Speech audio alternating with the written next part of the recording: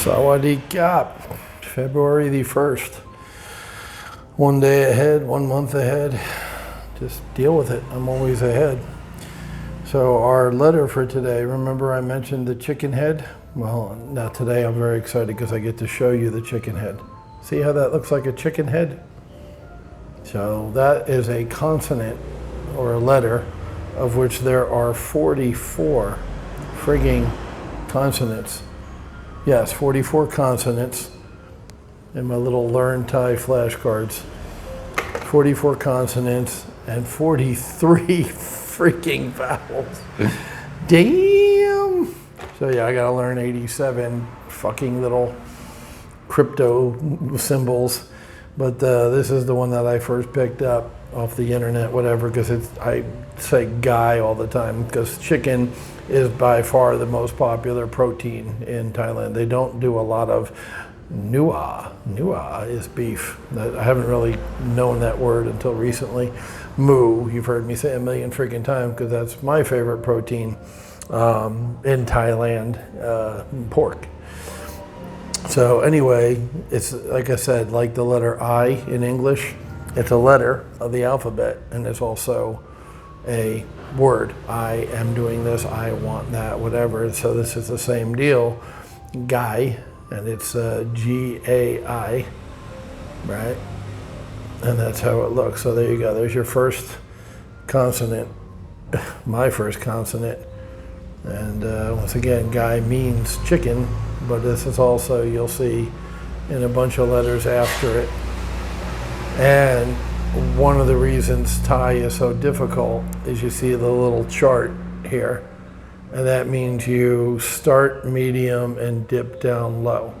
So you go gai, like that, it goes down. Some is guy, and some is gai, right? And then some is guy, like start high, go. Some is low, guy, like, you know, yeah, it's a thing.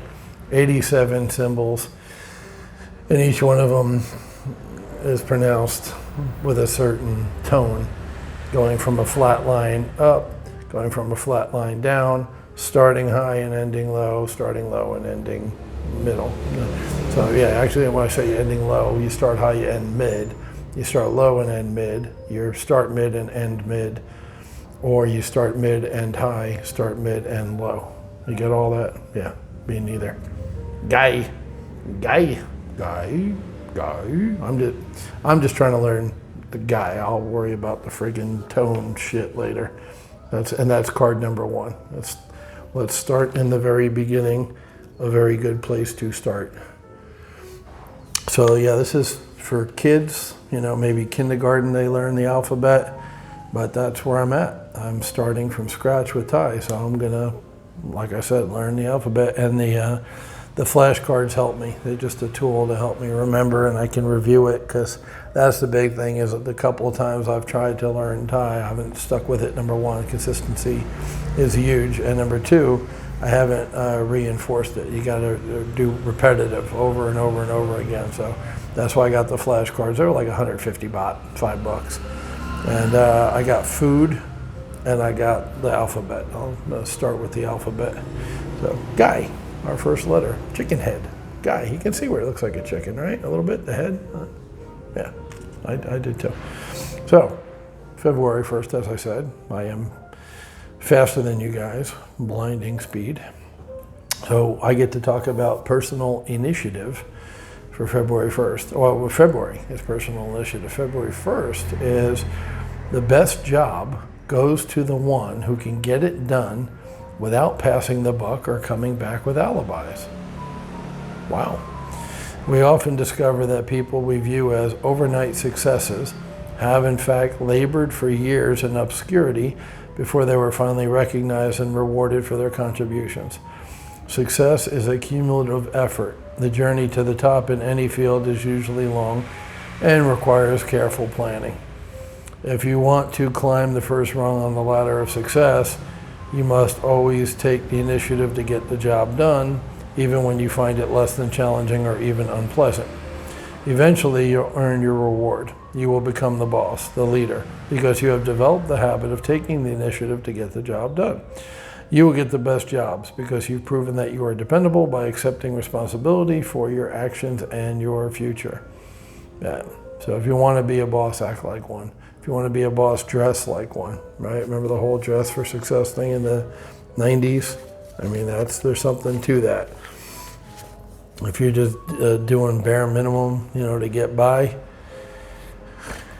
or as one of my buddies put it, I do enough every day, just enough so I don't get fired.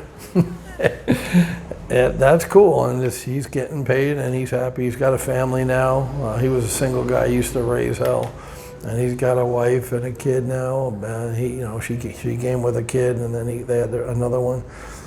He's happy, but that's all he's ever going to be is a worker because of what that paragraph just said. So, and he talked to me about real estate and the dream and being an independent man. I actually think he would have made a good agent because with the right clientele, I think he would have done really well. He's actually a pretty personable guy, but he talked about it, never did it, never took the classes. So there is that. Quick update on my condos. I am still condoless in Thailand. Neither one has responded. It's been 3, 4, 5 days since I was in Chiang Mai, and we have not heard from allegedly the new buyer, right, of the rental condo, was taking the title to the bank, and I haven't heard anything back from the police officer, the cop who owns that place, through my realtor, of course, who speaks Thai. And the flip that I offered $200,000 for, I have not heard back from there either. Although once again, now that I had that lunch with Jeff, I have a number, 100,000 baht to rehab a condo. And remember I talked about trying to beat the number. I would do the number the way everybody else does the number, using the same costs to repair. $300 a window was the number to buy a window and have it put in. And I would use that, and then I would try to beat it. My window guy would do it for $40 a window, and I'd get the windows for 180, so I was all in at 220. But when I counted up the job and counted the windows, I multiplied by 300, because that was the number everybody else used. And then once again, try to beat it. So I think I can beat 100,000 baht. Because the other thing was, he said when he did these condos, his target sales market was Farang.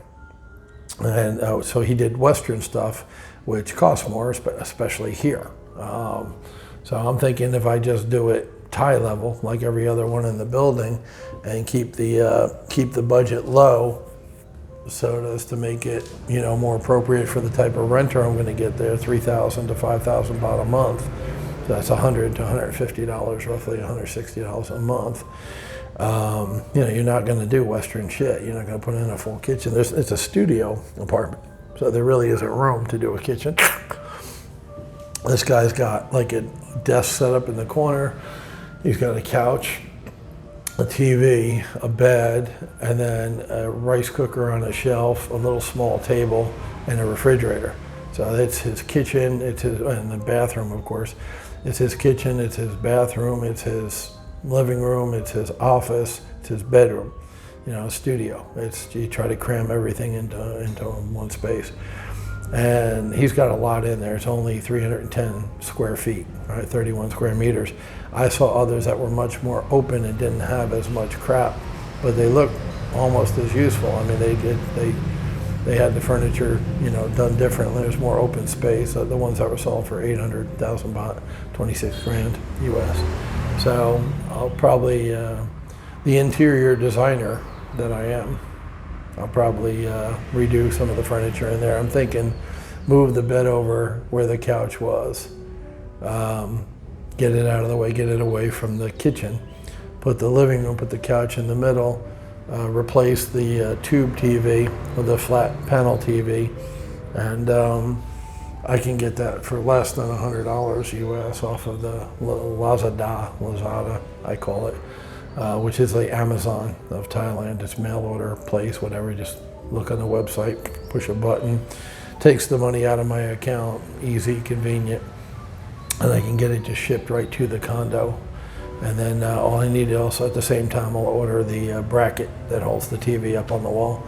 So you have the couch facing the TV, the bed with the headboard on the same wall as the couch, so you can do what he was doing before and watch TV from bed, just on a little bit of an angle, right? The bed, instead of being near the refrigerator, what's going to be the kitchen, the bed will be near the couch.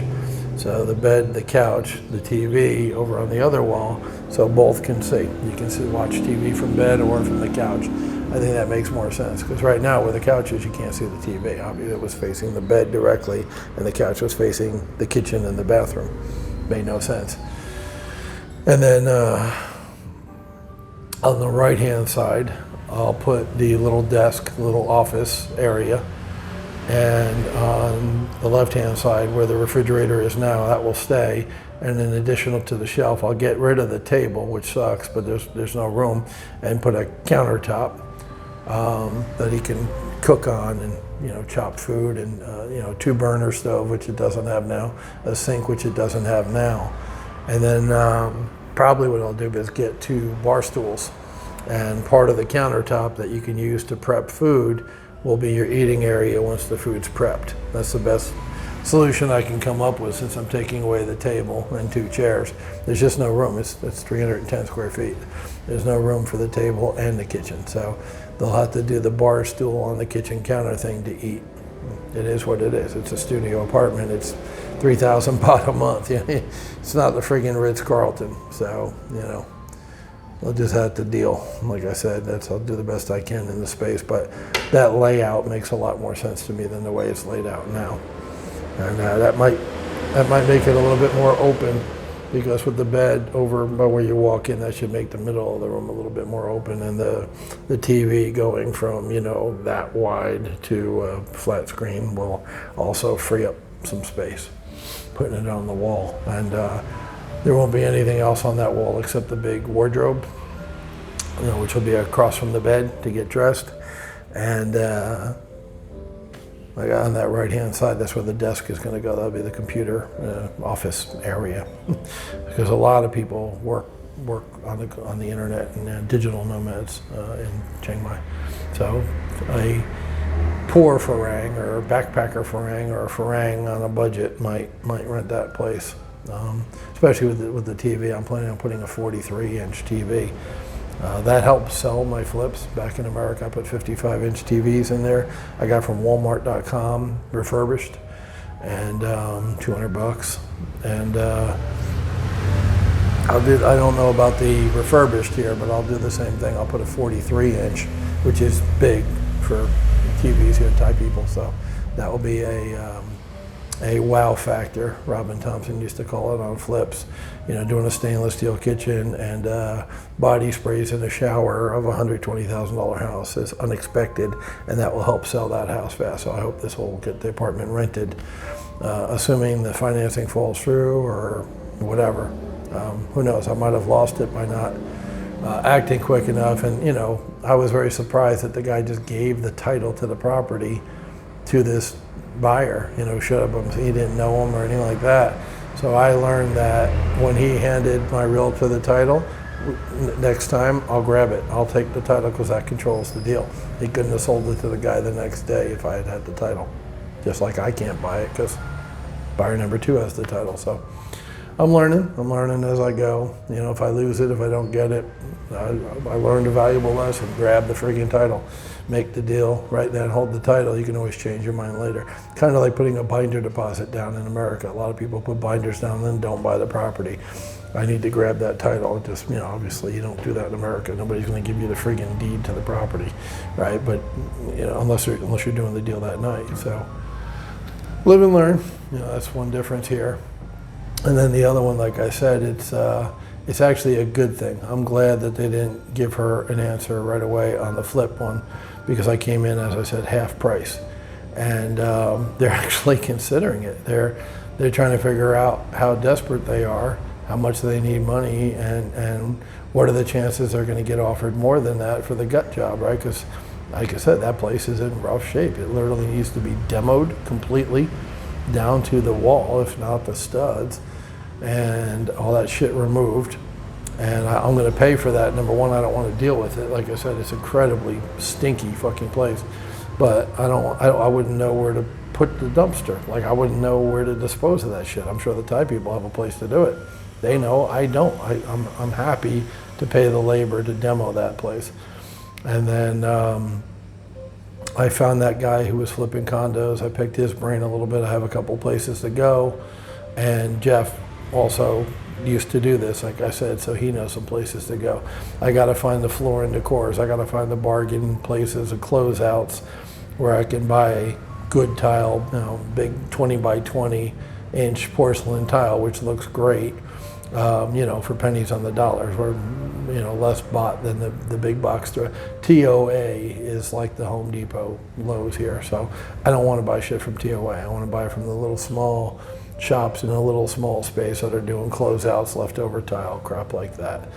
So that's the plan with that one. I'm actually excited I haven't heard back, because that means they're actually thinking about taking my offer.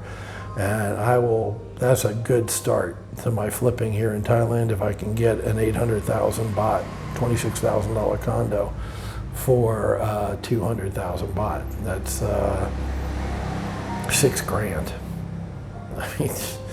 I mean, I'll be pretty happy about that. We'll see. I'll let you know. I'll keep, once again, I'm doing an update, on this thing. I'll let you know. I really do need to start breaking these out and do Great White Buddha, positive action plan only, talk about that, close the book, stop the video, and then talk about the real estate, because people who are interested in real estate aren't interested in the positive mental attitude. People who are in the positive mental attitude aren't interested in the real estate. Oh, they should be, but whatever. So I'll start splitting them up. I'll do a better job of that. So that's the update. That's what's going on. We're still on target for March 1st. Jeff is looking for a Toyota pickup for me right now, low mileage. That one come up at the auction. I'm going to buy it. That way I have my own wheels and I can go, kind of where I want. If the rental condo doesn't work out, the 420,000 one with the cop owns, if he sells it to the other guy, I think I'm going to go ahead and pull the trigger on that one in Phuket I talked about. That's a quarter of what it was during the pre-COVID. Now is a really good time to buy in Phuket because it's locked down, things are closing, it's a shell of its former self. But I believe long term, and I'm not talking 20 years, I'm talking within 2 years, I think Phuket will be back, I think Pattaya will be back, I think the seedier areas of Bangkok will be back. The reason is, remember I talked about the Pornhub, the website, and how it was the fastest to 1 million subscribers or views or whatever it was, 1 million users, I guess it was, faster than Facebook, faster than Twitter, faster than any other online enterprise. That's why I think Phuket and Pattaya and the seedy parts of Bangkok will be back, because people love sex. And the biggest sex tourists are not Americans. America is like 7th to 10th in the ratings of tourists who come to Thailand. They come, but they're a very small minority. By far, the #1 tourist is Chinese, and by far, the highest number of the Chinese are Chinese businessmen who are coming to Thailand for business or fun. And by fun, I mean Pattaya, Phuket, Bangkok, the red light district is where they come. What they come for, really. They might tell their wives their boss is something different, but they're there to party with some Thai girls, So I know that's going to come back because there's a market for it. That's like saying, okay, we got this war on drugs, and we put a bunch of people in jail for 20 years for selling $10 a pot. So there's going to be no more demand for drugs. How'd that work out? Yeah, people still want drugs.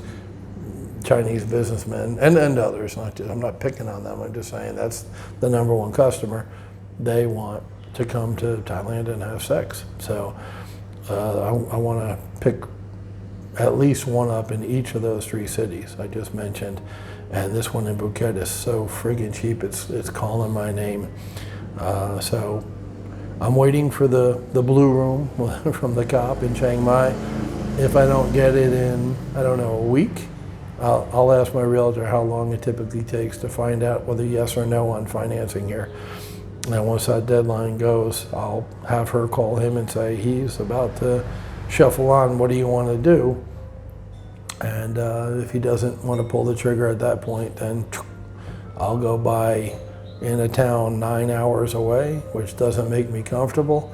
But as my boy Rob Jones said this morning when we were chatting, last night for him, this morning for me, you don't make money being comfortable. I preach that, I teach it, and it's true. So this is one of those times where I had to step up and kind of do what I say and what I teach and do it myself, because I got my ass kicked here and I'm in a strange country, and that's enough to keep most people from moving forward. But once again, I'm not most people, and it's time for me to prove that. So I'll buy the one in Phuket if this one doesn't work out within whatever the normal timeline is for a financed purchase. How long it takes to know from the bank whether you're approved or not. I don't know that information here. And that, that's one of the things that stopped me for the last year, but I really can't let outside shit stop me anymore. I teach that every day here. Don't let outside shit stop you, so I can't let it stop me. So that's that. And like I said, long term, 500,000 baht, 15 grand for a friggin' condo in a party town, half a kilometer from the beach, 500 meters. It's like 500 yards, 5 football fields from the beach. I got to be all over that. I can't wait anymore. I would like to lay eyes on it, and not having the truck really is sort of crimping my style, because I would absolutely get in that friggin' truck and drive 9-10 hours down to Phuket to go look at the condo before I bought it. I think it's crazy not to. What I'll do is have my realtor friend reach out and see if she can find a realtor in Phuket who can at least give me some feedback about the area, the condo, what shit rents for down there now during COVID, all that crap. Just to get a little bit more information before I ship 15 grand down there. And yeah, I know 15 grand is a small amount of money, but once again, if you ever come to live here, you'll see everything changes. and really, like I said, 1,000 baht, which is 500,000 baht for this place, spends like $100. So really it's like 50 grand, it's not 15 in relative spending power. So while that's not a lot for a condo, I sold one before I left in Jacksonville for 120,000 for a condo, so 50 grand seems cheap, but at 50 grand here, it's 50 grand. I mean, it's, I don't know many people who just write a check for 50 grand and don't think about it again. I got to do I got to move forward and not be frozen paralysis by analysis, but I got to be smart and make sure it's a good investment, a good place to park my 50 grand, buying power, 15 grand actual exchange rate US, right? My 500,000 baht. So even with selling my house, I'm making 200 grand in equity, which is nice. I mean, that's a nice little nest egg. It's a nice little stack of change. I only have so many shots on goal with that, right? I can buy 5 $40,000 condos, right? So 5's not that much. It's not an empire. I can't buy 10 units, right? Well, 20,000 condos, I could buy 10, but I don't want to. I don't want to have all low-end, C properties. I want at least one A property. And if I'm going to buy in Phuket and Pattaya, Bangkok, at least one of those, if not all 3, should be A properties. So I might spend all 6 million baht, 200 grand. I might spend all 6 million baht in 3 cities, right? Which is why I wanted to get at least one in Chiang Mai now up front. So we'll see. Anyway, like I said, I'll keep it all up to date, but in the next week or so, I'll purchase something. Either the cop will come to the table, or in Chiang Mai, or Phuket. It's a Russian guy selling a 1-bedroom, 1-bath in Phuket, Party City. So that's it for today. That's your update, guys. I will talk to you later.